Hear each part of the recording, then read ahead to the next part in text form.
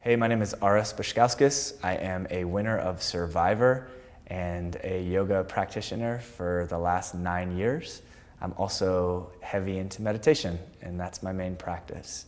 So I taught yoga when I lived in South Africa, and I don't teach yoga much anymore, but I still have a lot of people come up to me and say to me, like, I can't practice yoga, I'm too tight, I have too much tension in my body, I'm too stiff. I come from a very stiff, tight body myself. Being a former basketball player, my body was chock full of tension when I started practicing yoga, and to this day, there's still a ton of tension in my body.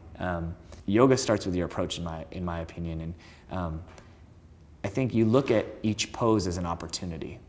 Just like you look at each situation in life as an opportunity, right? So oftentimes people say your enemies are your greatest teachers.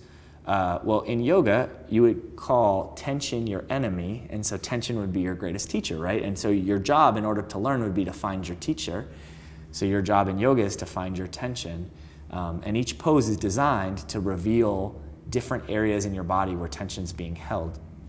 So rather than determining your success in yoga based upon how far you go into your pose, rather base your success in yoga about how quickly and how subtly you're able to find your teacher or find your tension, and make your yoga practice a meditation practice. So make it about awareness. Are you aware of the tension in your body? And then if you're aware of the tension in your body, are you okay with it? Rather than trying to change it or trying to get it to leave, can you just make friends with it?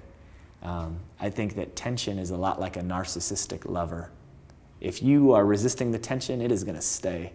I want to be here. If it says if you say I don't want the tension here, the tension's just going to stay. But if you say to the tension, no, I love you, let's come talk, sit in my living room, that tension's going to run away.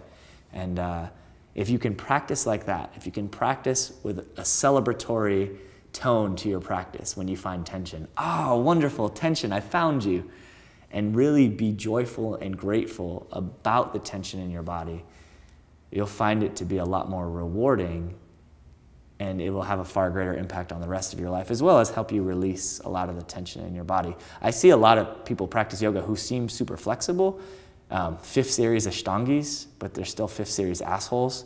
And I think that's because they practice with this intention of like getting the tension out of their body.